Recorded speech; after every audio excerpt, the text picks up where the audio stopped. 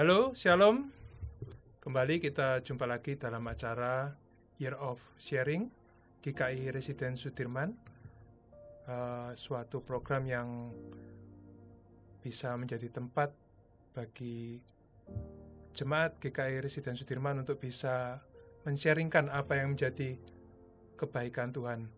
Dan juga ini harusnya suatu hal yang harus kita lakukan karena ada begitu banyak pertolongan dan penyertaan Tuhan yang sudah terjadi dan sudah dikaruniakan kepada masing-masing kita. Dan pada kesempatan kali ini berbahagia sekali kalau kita sudah ada satu orang jemaat juga GKI Residen Sudirman yang rindu untuk membagikan apa yang sudah menjadi berkat, mujizat dan pertolongan yang sudah dialami. Halo, Victor. Iya, halo. Boleh mungkin awalnya bisa memperkenalkan diri singkat aja dulu. Ya, nama saya Victor. Ya, saya dari kecil sudah di gereja ini sih, dari komisi anak, dari kecil, dari balita. Saya ingat Kak Yongki kan dulu Kak guru Yongki sekolah ya? minggu juga. Oh gitu, oke. Iya, seingat saya bener. Iya, oke. Oh, Ya, jadi ini lulusannya Residen Sudirman ini. Ya, bisa dibilang gitu. Ya, suatu pertolongan dan berkat Tuhan apa ini? Bisa diceritakan ini bagi kita semua. Ya, kalau bagi saya sih Tuhan itu selalu menolong dalam setiap saya bingung ambil keputusan ya, karena kan dalam hidup itu banyak sekali keputusan yang harus diambil. Dan kadang keputusan itu nggak hanya A sama B, tapi A, B, C, D, E, F gitu. Nah, dalam hal ini ya Tuhan selalu menuntun saya sih kalau misalnya mau ngambil keputusan mana yang harus saya pilih, terutama terkait dengan masa depan, karir, pendidikan gitu. Oh gitu. Dan khususnya hari ini apa ini yang mau diceritakan? Mungkin terkait dalam perjalanan karir dan pendidikan saya mungkin ya. Oh iya. Wah, sesuatu yang pasti akan banyak membantu yang menyaksikan acara inilah. Oke. Apa yang mau di-sharingkan nih? Oh iya. Ya, mungkin kalau belum banyak orang yang tahu ya, meskipun saya kelihatannya masih muda, tapi saya sehari-hari itu bekerjanya sebagai dosen gitu di salah satu universitas swasta di Surabaya. Ya memang perjalanan jadi dosen itu juga bukan hal yang mudah sih sebenarnya, karena itu juga salah satu pertimbangan yang berat ya, karena dosen itu kan pelayan pendidikan dan tanggung jawabnya itu adalah tanggung jawab moral, karena harus mencerdaskan anak orang. Kalau misalnya jadi dosen tapi anak orang nggak cerdas ya percuma gitu. Dan kalau dosen itu kan juga beda dengan guru ya. Kalau guru ya di sekolah mengajar selesai, tapi karena dosen itu juga pendidik profesional, jadi selain mengajar juga harus punya tanggung jawab untuk membentuk karakter mahasiswanya gitu, agar supaya lulus itu bisa jadi lebih baik, terus bisa dapat pekerjaannya yang layak juga gitu. Ya itu sih kalau misalnya memang perjalanan jadi dosen itu nggak gampang ya, karena sebenarnya dari zaman kuliah S1 ini kan saya kerjanya di tempat yang sama di universitas yang saya sekolah dulu S1. Nah itu sebelum lulus mungkin semester 6, dari semester 6 itu sudah mulai digoda untuk gabung sebenarnya. Ayo gabung jadi dosen. Nah cuma waktu itu saya masih belum kepikiran sih, masih pingin kayak istilahnya bebas lah, kemana-mana, jalan-jalan kemana, mau kerja apa gitu, nggak ada kepikiran, karena bagi saya ya jadi dosen gajinya kecil. Dan itu memang kecil ya? Ya nggak juga sebenarnya. Saya dulu mikirnya gajinya kecil gitu. Oh mikirnya. Ya saya ngeliat gajinya kecil, karena dosen-dosen saya kok kelihatannya biasa aja, mobilnya nggak bisa Mercy apa gitu ya. Mungkin dulu ngeliatnya gitu, tapi ya karena sudah digoda-goda gitu ya saya biasa aja karena nggak kepikiran. Nah terus di semester 8 saat mau wisuda itu ada satu dosen juga yang tiba-tiba itu manggil saya, dan beliaunya itu waktu itu punya posisi juga sih di universitas. Dia wakil rektor 2 kalau nggak salah.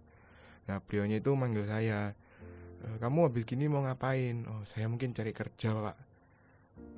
Nggak ada kepikiran gabung di sini ya dulu sempat ditawari sama yang lain, cuma memang belum ya coba kamu pikirkan lagi aja, karena ya kita butuh orang kayak kamu gitu, siapa tahu kamu kepikiran. Kan jadi dosen juga nggak apa ya istilahnya, nggak berat-berat banget gitu. Terus juga kalau dibilang finansial ya memang dia bilangnya kamu pasti cukup. Tapi kalau yang Mbok anggap cukup itu seperti kamu punya rumah besar, mobilnya Mercy 2, 3, ya itu nggak akan bisa katanya. Tapi kalau yang Mbok anggap cukup, kamu bisa punya rumah yang layak, punya kendaraan, terus bisa jalan-jalan, nah itu dia bilang cukup. Kalau kamu yang Mbok harapkan cukup seperti itu. Ya dari omongannya beliaunya itu langsung buat kepikiran juga ya. Karena ya nggak ada, awalnya nggak kepikiran, terus dia ngomong kayak gitu. Ya saya pulang itu dibawa, saya ngobrol sama orang tua juga gimana dan lain-lain, dan kebawa doa juga, karena kayak ya mungkin orang yang teman-teman yang baru lulus juga pasti punya kebimbangan yang sama gitu. Habis lulus saya ngapain ya? Nah itu juga salah satu kebimbangan saya gitu. Karena kalau SMA kan ya setelah SMA ya pasti saya kuliah. Tapi kalau setelah lulus kuliah mau ngapain ini kan kita masih nggak tahu. Saya rasa semua yang baru lulus kuliah pasti akan mikirin kayak gitu. Nah itu akhirnya ya kayak dari pertimbangan orang tua dan lain-lain ya bilang ya nggak apa-apa, coba aja. Nih, misalnya kamu merasa masih nyaman di kampus ya coba aja. Ya memang selama perjalanan itu ada banyak perusahaan yang nawari juga, dan yang nawari kalau saya bisa bilang ya lumayan juga sih, perusahaannya memang lumayan, dan ya saya juga nggak ngerti sih waktu itu. Saya coba semua gitu. Nah coba semua tuh maksudnya saya jalani semua ya, saya masukkan semua. Oh gitu. Masukkan iya. Aplikasi apa lamarannya gitu. Iya, jadi karena ada perusahaan hubungi, ya kita mau coba kamu kirim CV dan lain-lain surat. Nah sementara dari pihak universitas juga, karena saya mau diambil sama mereka, tapi saya tetap harus ngikutin prosedur formalnya. Ya saya coba aja semua. Ya saya dalam hati ya mana yang duluan ya yang ambil gitu. Saya nggak mau karena harus ini terus saya nunggu, nggak, pokoknya mana yang ngasih tahu saya duluan tak ambil.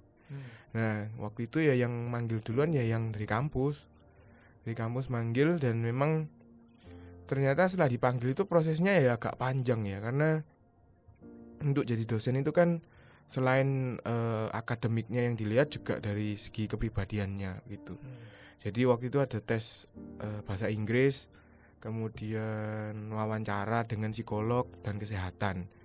Nah saat proses awal itu saya nggak lolos di wawancara di psikolog, karena bagi psikolognya itu saya nggak bisa jadi dosen, masih kayak anak kecil katanya. Belum ada kepikiran gitu. Ya memang sih saya nggak ada kepikiran. Nah di saat itu tuh saya ya wes berarti memang bukan jalannya, ya tak cari yang lain. Ternyata ya selama proses itu dari pihak kampus manggil lagi, kamu tak kirim ke psikolog lain ya, siapa tahu hasilnya beda. Cuma kali ini tolong kamu mantepkan dulu, kamu beneran mau di sini apa enggak. Ya di situ saya doa lagi, wes manalah. Akhirnya jalan lagi, psikolog lain bilang ya ini bisa, sudah Nah kan dari kampus juga bingung, A bilang enggak, B bilang enggak. Akhirnya saya dites lagi yang ketiga, dikirim lagi, dan yang ketiga akhirnya bilang bisa gitu. Ya sudah diapa-apakan, ini tetap lebih cepat dari yang lain gitu, karena yang lain ya prosesnya juga lama juga ya dari perusahaan. Ya akhirnya ya saya jalani, dan suatu saat itu karena kan di Indonesia ini dosen itu syaratnya harus S2, kalau S1 nggak boleh. Jadi, dosen apa nih? Boleh saya di teknologi pangan. Teknologi pangan. Iya. Nah syaratnya kan harus S2. Nah saya tahu syaratnya S2. Saya waktu itu gambaran saya ya saya sekolah di Indonesia. Saya kemarin rencananya mau di UGM. Saya sempat cari-cari kos di UGM kayak gimana, lingkungan di Jogja dan lain-lain. Tapi ternyata satu momen dari dekannya waktu itu panggil saya, kamu Juni harus sekolah ya. Padahal itu dia manggil saya bulan Februari. Juni kamu harus sekolah ya. Nah, saya kan juga bingung ya. Saya baru masuk langsung disuruh sekolah. Cuma dikasih waktu 4 bulan. Agustus harus sekolah. 4 bulan, 4 sampai 5 bulan. Kan saya nggak ada persiapan apa-apa untuk sekolah. Ya saya kira kalau di Indonesia mungkin masuknya akan sedikit lebih gampang ya, karena kan ada hubungan koneksi juga antar satu univ dengan univ lain. Tapi jadi dekannya bilang, tapi saya nggak mau kamu kuliah di Indonesia. Kamu cari beasiswa untuk bisa keluar negeri. Ya dalam hati saya langsung, mau nih apa orang manggilnya saya anak dewe. Tiba-tiba nyuruh orang keluar negeri. Saya kan juga belum ngomong orang tua gitu. Karena nggak ada kepikiran sebenarnya. Terus ya pulang ke rumah langsung bilang ke orang tua, aku disuruh ke luar negeri sekolah. Ya orang tua bilang ya nggak apa-apa, coba aja. Nih, misalnya memang jalannya ya pasti dapat gitu. Ya itu juga jadi pergumulan ya, karena dalam waktu yang singkat itu untuk dapat beasiswa ke luar negeri itu ya agak bisa dibilang nggak siap gitu, karena kan beasiswa negeri harus punya bahasa Inggris apa dan lain-lain. Cuma ya saya nggak tahu, kayak Tuhan itu melancarkan semuanya gitu, kayak orang-orang di sekitar itu juga mendukung. Jadi dosen-dosen lain, kolega itu juga, ini loh saya ada info beasiswa, coba kamu lamaran dan lain-lain. Sampai akhirnya ya, dan beasiswa yang dikasih itu persyaratan bahasa Inggrisnya awalnya juga nggak terlalu tinggi, karena saya waktu itu Inggris saya ya cuma yes no mungkin. Ya itu. Terus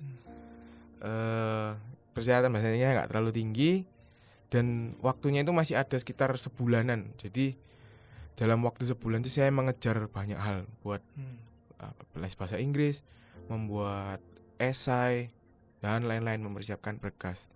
Sampai akhirnya itu saya melamar 2 beasiswa itu. Satu beasiswa ke Taiwan, satunya ke China, ke RRC. Nah, di tengah jalan ya setelah apply ya saya pasrah gitu. Saya doa lagi, Tuhan kalau misalnya memang aku minta untuk kerja sekolah di luar negeri, ya manalah dari 2 ini salah satu Tuhan lancarkan gitu. Ya setelah itu ya biasa, saya kerja biasa di kampus jadi asisten. Nah cuma ya saya nggak bisa mungkiri ya, dia apa kan di semua tempat kalau ada junior pasti istilahnya di Pulokoto senior pasti. Senioritas itu pasti akan tinggi. Apalagi di unit saya senioritas juga kental, karena dosen-dosennya yang ada itu kan usianya mungkin sepapa sama semama saya. Dan saya sampai sekarang ini masih yang paling muda di sana. Ya dia apa kan junior pasti akan disuruh-suruh sama seniornya, kamu disuruh ini. Sampai di satu momen tuh saya benar-benar capek, karena kok saya jadi dosen ya malah jadi kayak pembantu, disuruh-suruh, terus dimarah-marahi juga. Karena kan kayak gimana ya, saya itu dari mahasiswa mereka kayak naik derajatnya sama gitu ya. Mungkin dari mereka yang ngerasa aduh arek sik cilik sih gak ngerti apa-apa, jadi kayak sih disepelekan, jadi kayak dimarahi juga, kamu kok ngajarnya salah gini. Jadi kan saya jadi capek kan, saya takut dan lain-lain.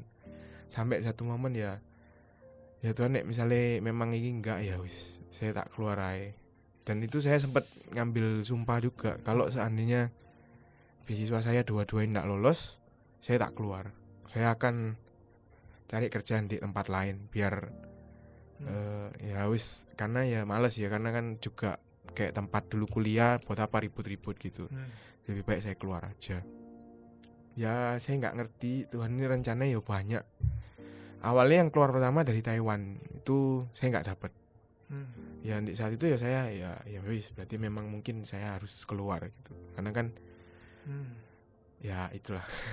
Terus tiba-tiba dari Cina ini nggak keluar sampai pada akhirnya dia keluar itu di tanggal, saya masih ingat tanggalnya 31 Juli. Tanggal 1 Juli dia pengumuman. 1 Juli tahun ini ya, baru ini ya? Enggak, tahun lalu? 2018. Ini yang waktu lama. S2 ya, sudah lama. Oh iya, tak pikir yang Loh, baru. Oh iya, oke. 2018, 1 Juli 2018. Hmm. Tiba-tiba keluar, ya saya dapat beasiswanya. Tapi saya Hmm. harus berada di Cina pada tanggal 1 Agustus. 1 bulan aja waktu. 1 bulan. Jadi saya harus mempersiapkan segala hal dalam waktu sebulan. Jadi mempersiapkan Mepet ya? Mepet banget. Hmm. Mental. Karena kan saya nggak pernah jauh dari orang tua ya. Saya dari kecil tinggalnya selalu serumah sama orang tua. Ya. Terus ya di rumah, nggak ngekos dan lain-lain ya. Berat mungkin itu.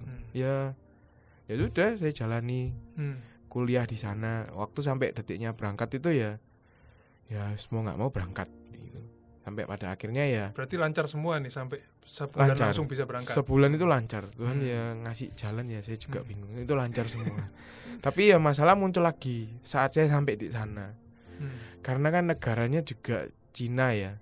Kota apa itu? Saya di Wuxi. Wuxi. Iya. Itu apa itu? Dekatnya apa? Dekatnya Shanghai. Oh, dekatnya Shanghai. Dekatnya Shanghai. Okay. Cuma 1-2 jam bedanya.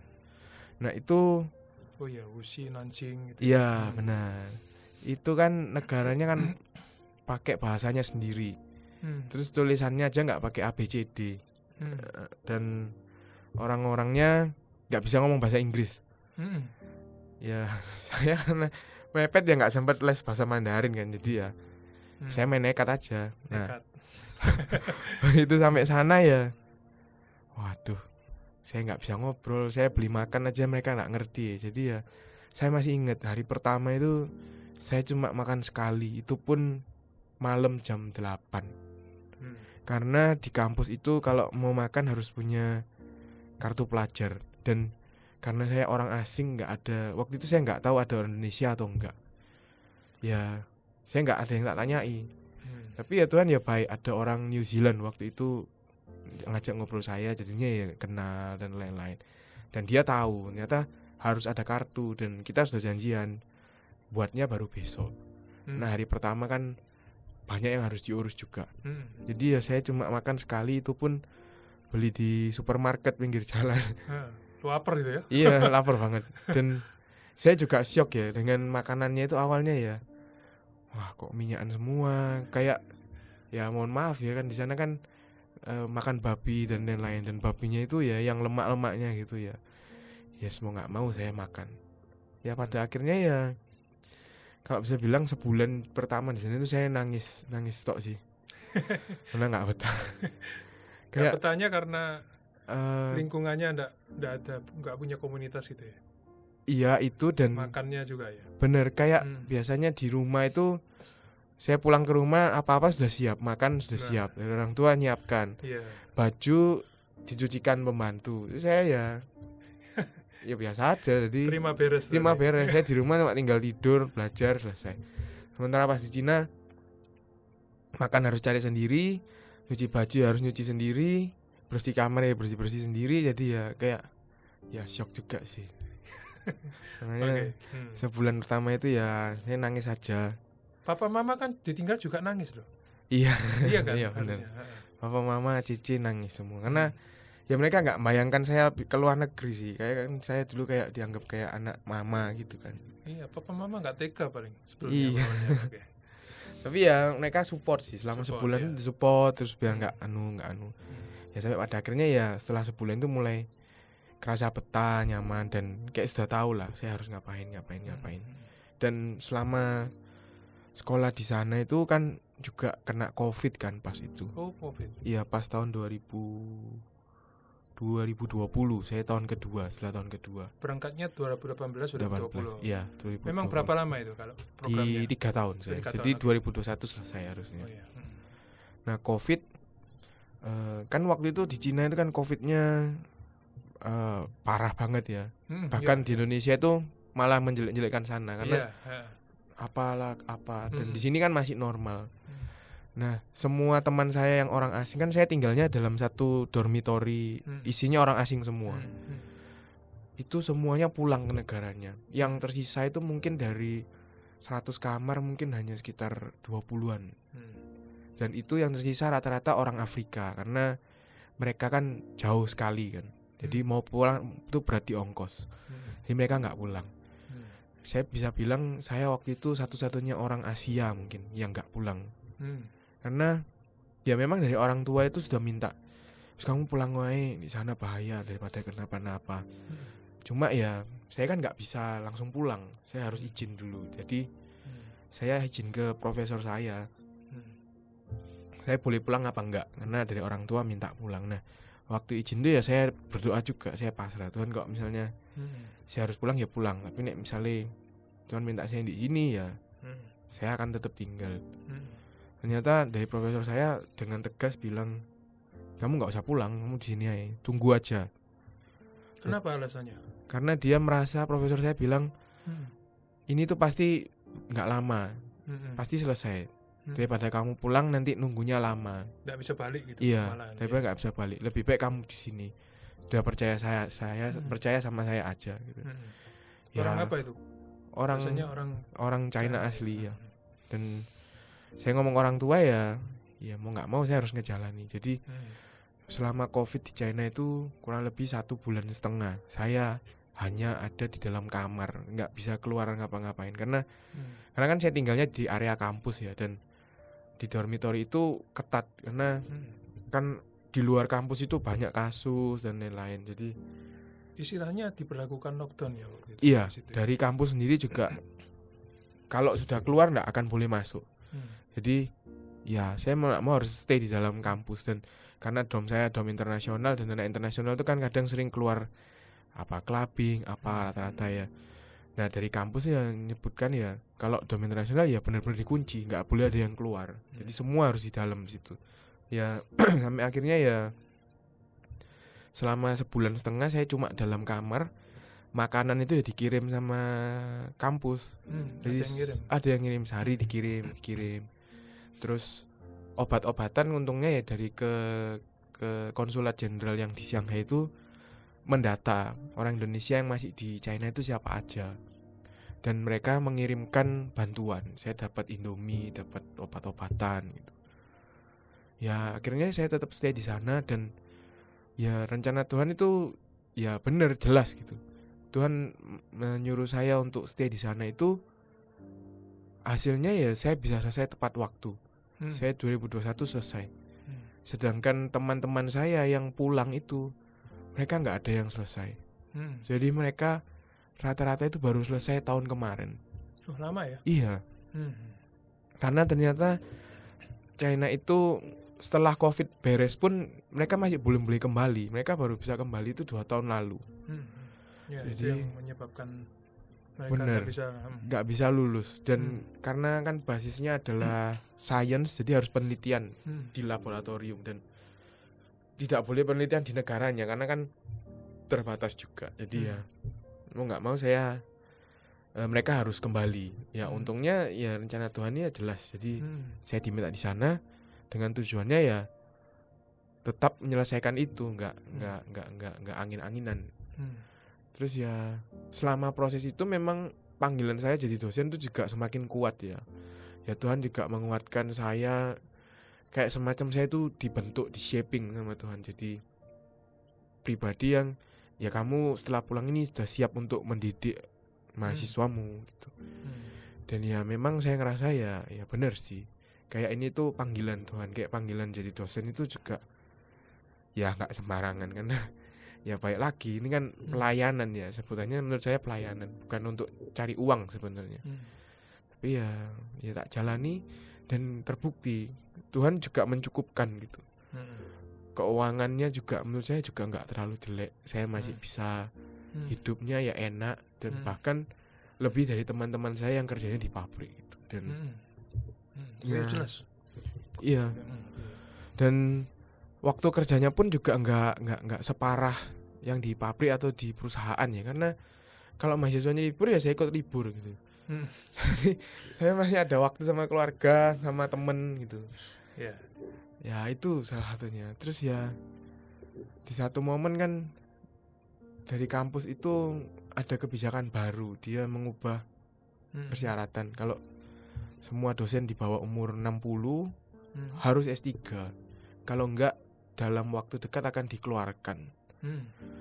Jadi ya dari pihak fakultas itu mau nggak mau harus merancang siapa yang S3, siapa yang S3. Nah waktu itu saya itu masih dirancang agak lama S3 itu sekitar 5 atau 6 tahun lagi. Tapi saya kan juga mikir umur saya ya. Saya sudah umur 29. Kalau 5 tahun lagi nanti tambah tua saya males sekolah. Ya akhirnya ya saya memberanikan diri sih ke dekannya. Mengajukan diri itu. Iya, saya ngajukan diri. Pak, saya pingin sekolah, Pak. Saya pingin yang cepat selesai. Saya wis daripada nanti kelamaan nunggu yang lain. Karena yang lain itu kayak juga nggak pingin sekolah gitu. Gitu ya, sudah malas mungkin. Sudah malas. Yang lain-lain itu sudah malas gitu. Tapi saya pingin cepat selesai. Akhirnya dekannya bilang, ya untungnya dekannya juga baik sih. Ya nggak apa-apa sih. Kamu coba cari-cari beasiswa dulu. Kalau dapat kamu berangkat toh. Kami nggak akan melarang, serah kamu. Kalau kamu berangkat. Nah waktu itu sebenarnya saya mau S3 langsung itu bisa dulu karena dari Univ di China itu profesornya sudah nawari. So kamu nggak usah pulang di sini aja, lanjut toh S3 sama saya. Tapi saya nggak ngerti waktu itu perasaan saya kayak saya tuh pingin pulang aja. Terus pingin coba hal yang baru. Nggak pingin di Cina lagi. Ya memang mimpi saya waktu itu memang ke Eropa sebenarnya. Ya siapa yang nggak mau ke Eropa? Semua pasti mau. Nah akhirnya ya karena dari pihak dekan menyetujui untuk mencari-cari ya. Dan pada saat itu nggak banyak dosen yang tahu kalau saya mau sekolah. Kayaknya hanya dekan dan beberapa orang aja. Ya akhirnya saya nyari-nyari untuk sekolah ke Eropa. Waktu itu saya nyoba sempat ke Belanda, ke Norwegia, Finlandia, tapi ya nggak rezeki karena kalau S3 itu kan di Eropa itu dianggapnya kayak bekerja dan itu harus cocok-cocokan juga. Sampai pada akhirnya ada satu kesempatan untuk ke Jerman. Ini ada beasiswa namanya beasiswa di AAD. Itu waktu itu dia dari direkturnya di AAD itu datang ke Surabaya untuk kasih sesi di ITS tahun lalu. Ini saya masih ingat. Dan saya nggak tahu dalam hati kok pengen ikut sih. Ya tak ikut aja lah, siapa tahu. Ya meskipun kayak susah ya nggak apa-apa, coba siapa tahu bisa. Kalau enggak ya wis nggak apa-apa. Ya, sampai saat itu akhirnya saya datang ke sana untuk dengarkan sosialisasi mereka. Dan menurut saya kok ya ini susah sih, tapi bukan berarti saya nggak bisa. Ini bisa tak jalani, tapi meskipun susah karena bahasa Inggrisnya juga levelnya harus tinggi. Terus saya harus punya publikasi, esainya juga harus bagus. Dan yang paling penting saya harus punya profesor yang mau nampung saya dulu sebelum saya apply beasiswa. Kalau nggak ada profesor, beasiswanya juga nggak akan bisa cair, nggak akan bisa dipertimbangkan juga. Ya sampai saat itu ya akhirnya ya saya langsung nyari profesor di Jerman itu univnya apa. Dan ya nyari profesor di Jerman ya susah ya karena kadang kita email ya nggak dibales gitu. Saya ingat saya ada email 3 atau 5 orang profesor di Jerman dan ada 2 yang membalas saya. Yang pertama itu balas tapi dia bilang saya suka sama kamu tapi sorry kayaknya research kita nggak sejalan. Jadi daripada kamu yang harus ngikutin saya kamu keberatan, lebih baik kamu cari yang lain aja. Ya di situ saya agak stres ya. Waduh jangan ya saya pasrah itu nih misalnya memang nggak boleh ke Jerman ya wis nggak apa-apa tak cari sing lain nanti. Akhirnya ya ada satu profesor lagi yang apply. Awalnya saya email pertama dia nggak ngebales, setelah seminggu 2 minggu kalau nggak salah saya email lagi, terus dia akhirnya balas, ya sorry emailmu waktu sing pertama saya nggak baca. Terus dia bilang saya tertarik sama kamu dan kita kayaknya cocok, researchnya sejalan, ayo ngobrol, kita ngobrol di Zoom gitu. Dia ngajak saya Zoom waktu itu. Dan waktu itu saya sampai persiapan nyari apapun itu di Zoom, tak pelajari semua yang kira-kira ditanyakan sama dia. Dan pada akhirnya dia di Zoom itu cuma ngomong, oh ya kamu kenapa kok mau gini? Ya saya mau ini. Oh ya oke. Cuma saya mau pindah univ ya. Jadi kalau dulu saya ngeplannya dia itu di univ namanya University of Bonn. Jadi di kota Bonn di Jerman. Ternyata dia itu bilang, saya mau pindah. Nah, kalau kamu masih mau sama saya, ya kamu ikut sama saya di univ yang baru. Dan univnya itu saya jujur nggak expect, karena ini salah satu univ, ya bisa dibilang univ terbaik di dunia gitu. Dia itu pindahnya di TU Munchen, atau kalau Inggrisnya itu Technical University of Munich. Itu dia masuk ranking 50 besar dunia. Saya benar-benar nggak expect sih kok dia sampai ngajak saya sampai segitu. Ya karena ini menurut saya ya rencana Tuhan ya. Saya nggak pikir panjang, saya bilang ya saya mau ngikut. Kamu di manapun tak ikuti.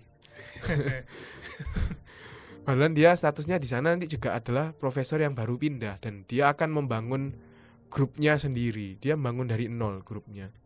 Sampai dia tuh nanya, kamu kesini kapan? Kalau kamu kesini sekarang saya masih belum siap. Oh saya masih tahun depan. Oh nggak masalah, kalau tahun depan saya sudah siap. Ya sudah, dia ngasih saya surat rekomendasi dan lain-lain, dan saya juga nyiapkan hal yang lain. Bahasa Inggris itu saya juga belajar sampai hasilnya juga malah melebihi yang distandarkan. Ya kayak Tuhan itu melancarkan semua persiapan ke Jerman gitu. Apapun yang tak butuhkan, Tuhan itu kayak ngasih pelan-pelan, ngasih ini loh, tak kasih. Sampai pada akhirnya saya apply. Ya saya nyadar sih di sana itu nggak gampang, karena beasiswa ini juga favorit gitu ya, siapa yang nggak mau ke Jerman. Sampai pada akhirnya saya apply. Saya tunggu sebulan dan dipanggil untuk interview ke Jakarta. Waktu itu saya nanya ke dosen saya yang juga pernah lulusan Jerman gitu. Pak, saya dipanggil ke Jakarta untuk interview. Dia bilang, berangkat toh, kamu bisa lolos interview itu sih, kamu sudah melewati ratusan orang gitu. Saya nggak nyangka sih yang di interview berapa, saya nggak tahu. Jadi tak kira ya banyak. Ternyata pas saya interview ke Jakarta, yang di interview hanya 10. Ya saya nggak nyangka jujur. Dan yang interview itu 4 profesor di Indonesia gitu, dan dari univ-univnya itu univ-univ yang bagus juga, ada dari UI, UGM, IPB sama ITB. Dan beliaunya itu dipanggil oleh pihak Jerman untuk menginterview saya, melihat kesiapan riset saya itu gimana. Ya memang saat interview itu 3 profesor kayaknya biasa aja gitu, nggak kayak gimana. Tapi ada satu profesor saya ingat tuh, beliaunya kayak mempertanyakan saya gitu, kamu beneran siap apa enggak? Kamu kok kayaknya nggak siap gitu. Ya, sampai pulang interview tuh saya nelpon ke mama, makanya gak dapet ini soalnya kayak ada ya satu sih nggak yakin. Pasrah lah, saya nggak ngerti. Ya tak bawa doa aja. Sampai saya harus nunggu 6 bulan lebih untuk hasilnya itu keluar. Dan itu saya wis bener-bener hopeless, karena itu kan pengumumannya global ya, seluruh dunia. Dan saya sempat nyari di Facebook itu ada forum untuk beasiswa itu. Saya lihat dari negara, loh Jepang sudah keluar, terus dari Rusia sudah keluar, dari ini sudah keluar, dari Asia yang lain, Malaysia sudah keluar. Nah dalam hati saya, apa Indonesia harus keluar ya? Dan saya gak dapet. Saya kayak ya mikirnya aneh-aneh, dan karena ya wes kalau misalnya memang enggak ya tinggal nerima surat penolakan aja gitu, daripada saya nggak ada kabar jadi bingung. Sampai akhirnya ya keluar. Saya ingat saya itu pulang kerja kayak bener-bener capek gitu, karena kepikiran juga ini nggak keluar. Sampai akhirnya saya tidur. Saya pulang itu tidur langsung terus bangun jam 10 saya bangun. Pas saya bangun tiba-tiba di HP saya itu ada email, dan emailnya itu dari sana. Itu saya langsung, waduh mati kan. Gak siap aku. Ya, saya buka itu sebelumnya ya doa dulu, Tuhan saya memang gak mau kasih ya gak apa-apa. Saya gak siap itu gimana? Saya gak siap untuk ditolak, bukan. Oh, gak siap untuk ditolaknya. Saya gak siap untuk ditolak, karena pikiran saya ya, saya pasti ditolak. Saya Sudah nggak siap. pesimis itu awalnya. Saya benar-benar nggak siap untuk ditolak. Saya nggak siap bacanya. Sampai pada akhirnya ya pas tak buka ternyata dia bilang congratulations. Waduh, Lalu saya langsung gimana itu rasanya? seneng kan, Senang sekali ya. seneng kayak loncat gitu loh. Heeh. Ya orang tuh ya kaget tiba-tiba, apa anakku kok tiba-tiba loncat. Dia saya bilang kalau Keterima. dapat beasiswanya gitu ya. Ya akhirnya ya setelah itu pun prosesnya juga nggak gampang ya, karena Jerman ini negaranya juga agak rumit karena semuanya itu ijazah harus diapakan. Saya harus banyak berurusan dengan kementerian A, B, C untuk menyelesaikan semua berkas-berkasnya. Tapi balik lagi, Tuhan itu kayak melancarkan semuanya gitu loh. Saya butuh ini, gak lama itu Tuhan, ini loh tak tunjuki caranya.